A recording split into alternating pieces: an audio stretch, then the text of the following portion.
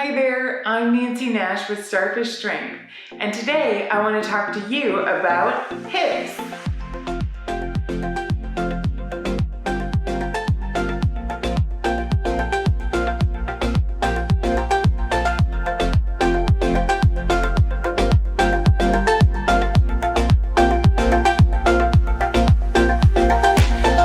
In my career as a personal trainer, I've had the opportunity to help people with sciatic pain feel and move better. So today, I want to give you a simple routine you can do with just a ball, a space on your wall, and either a chair or a countertop. So unfortunately, the sciatic nerve gets a bad rap. Some of it's deserved, and some of it isn't. It's actually a really large nerve and it helps you feel all kinds of things. What we want to do today is change that conversation from unpleasant to pleasant.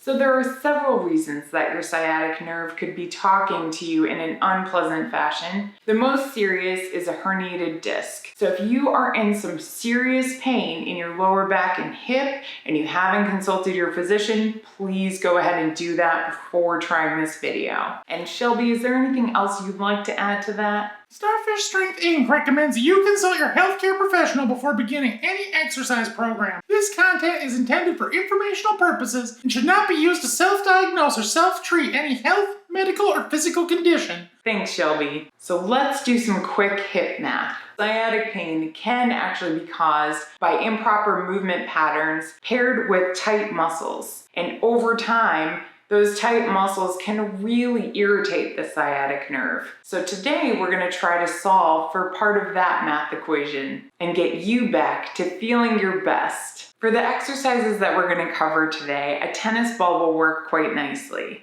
But if you do have something like a lacrosse ball or a larger myofascial release ball, I'd suggest using that. I'll be using my favorite Equanimous cork balls, and I'll leave a link in the description below so you can get your own set if you're interested. You don't need a huge amount of wall space to do this. You just need enough room for your ball to rest on the wall and your hip to rest on the other side. I'm going to position myself so that my chair or my countertop is pretty close by. So solving for sciatic pain and our hip tightness equation, we're gonna do a couple rolling exercises to try to loosen up some tight muscles that could be putting pressure or contributing pressure to that sciatic nerve irritation. And then we're gonna do a couple exercises to activate muscles that likely are not turning on when they need to in order to bring some balance to that equation.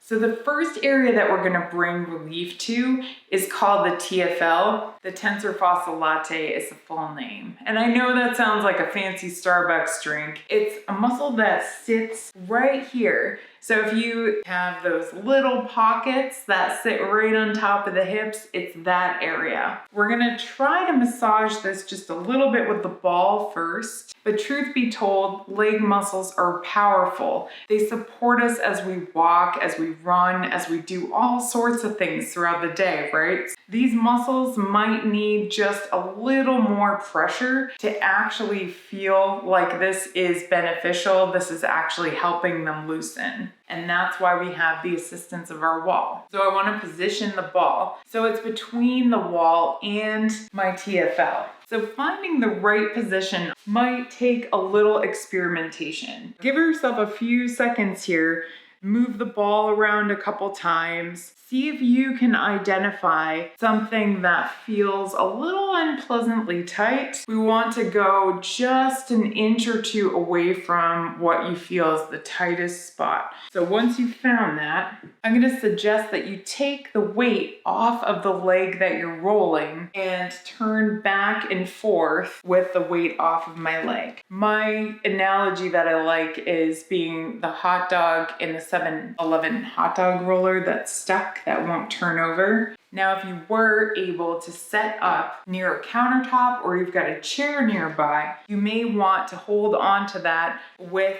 your other arm just to give yourself a little bit more support so you can really let these muscles just relax. Sometimes this is a little unpleasant. Please know that this does get better over time. So if you are persistent with this, you will notice that you feel better, that you move better, and you don't have to be an avid hula hooper to want better feeling hips. So give that at least 30 seconds on the pain side. And then I'm gonna have you try the side that doesn't feel as tight, that isn't complaining, because you will notice that they feel different, but maybe this side is a little tighter than you thought it might be. And it's really good to just keep these muscles mobile so that my hip keeps moving the way it's supposed to. So again, I'm gonna turn myself back and forth, and I can also kind of swing the leg back and forth to give myself a little more range in those muscles. And really what's happening is the muscle is shortening and lengthening.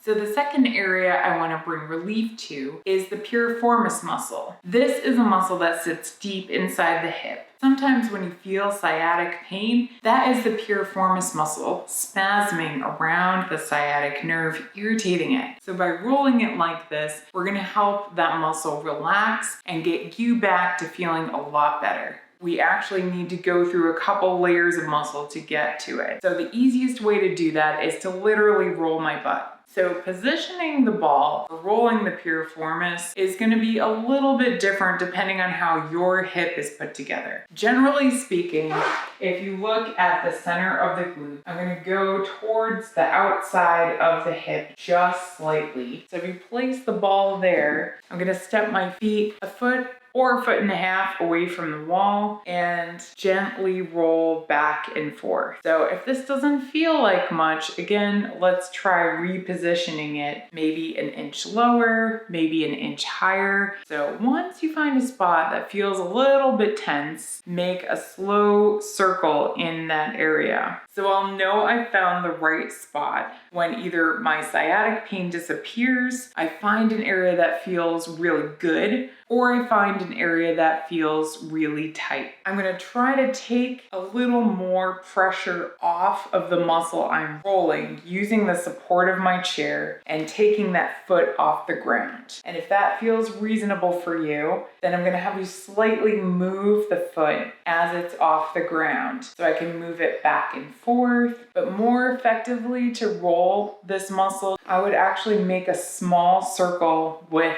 the foot.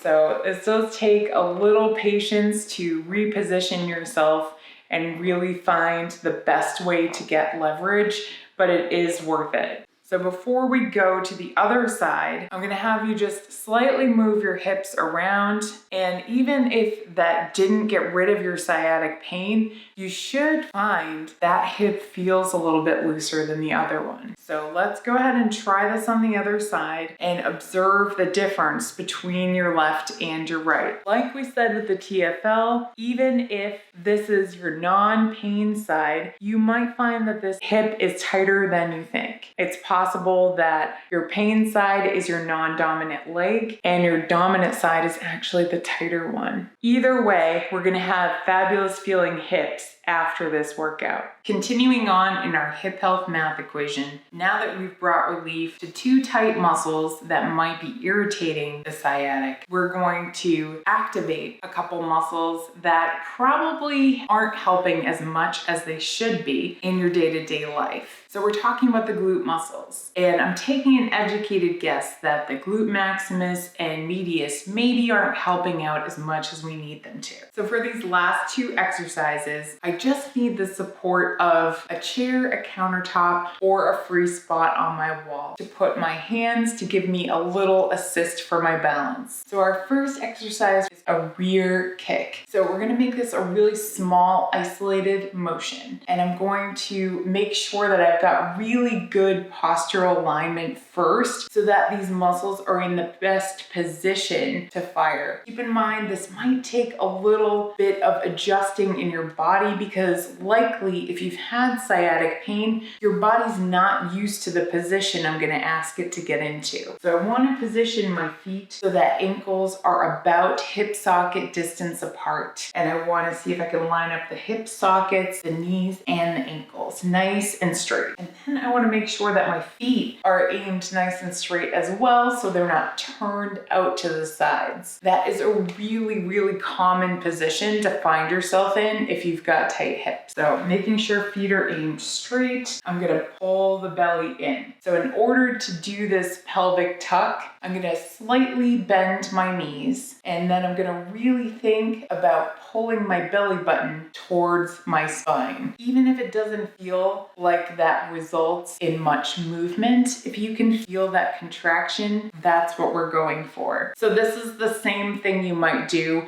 if someone gave you a playful punch in the stomach, or if you're really ticklish like me and someone gave you a poke, you'd probably immediately flex those muscles like that, holding on to that slight tightness in the abs. Now I'm gonna shift my weight over to one leg. So I wanna make sure that I've got an arch in that foot so that I can keep the hip, knee, and ankle in a nice straight line. Keeping this hip stationary on the standing leg, I'm gonna slightly kick the opposite leg back. So I'm gonna try to keep the leg pretty straight. I'm gonna try not to bend the knee on the moving side because unfortunately that's not going to help me turn on the glutes here. So I'm just gonna do little lifts, and as I lift, hopefully I can feel that contraction in the butt muscles in the glutes. You wanna feel that turn on for maybe half a second or so, and then lower your leg back down. So making sure that I don't sway back and forth. While that is a great exercise, that's really not going to isolate these muscles.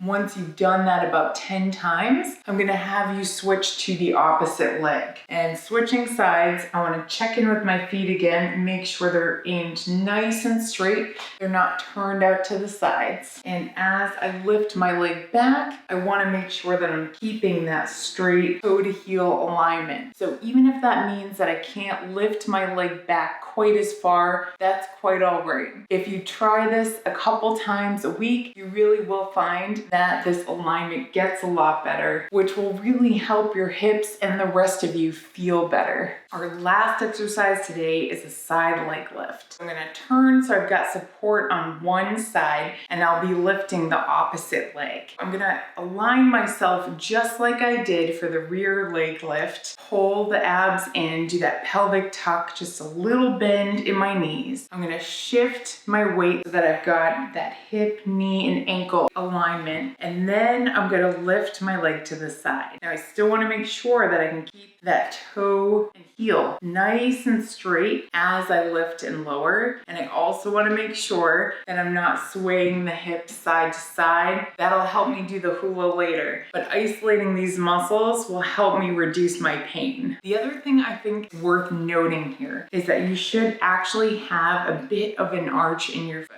So ideally, my weight is going to be balanced between the ball of my foot and the heel with a little pressure on the outside of it. But I shouldn't feel like I've got a collapsed arch and the knee is coming in. Once I do that pelvic tuck, I want just a little bit of a squeeze on the abs so that I can maintain that straight ankle, knee, and hip alignment. Once you've done about 10 on one side, I'm gonna have you turn around and do that on the opposite side. So keeping that foot nice and straight. I'm not forcing the lift on this. If this area is really, really tight, this might be a very, very small motion, and that's quite all right. Again, as we said, this will get better the more I do this. Thanks so much for watching. I hope you found something today that you can use to seize your inner star. If you want to see more videos like this, please feel free to like, subscribe, and let me know what exercise topics I can cover for you next. We'll see you on the next video.